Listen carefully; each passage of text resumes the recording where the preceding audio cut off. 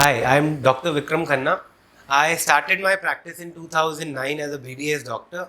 I started my practice with one dental chair, and then since then we have been expanding. Now the main branch is having a three dental chair setup. We have about three branches in Noida. Apart from this one is in sector 61, one is in sector 20, one is in sector 29. We have all the equipments, the gadgets, the latest machineries that are available in dentistry.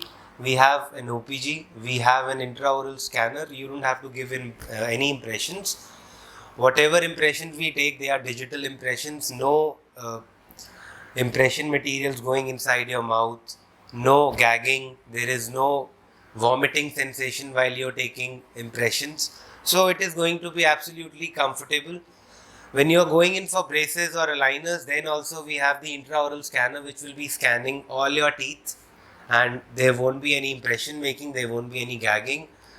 We have anesthesia which is absolutely painless, which has been imported from the US, and you won't have any impinge of the pain of the needle that used to happen, when the earlier methods were being used.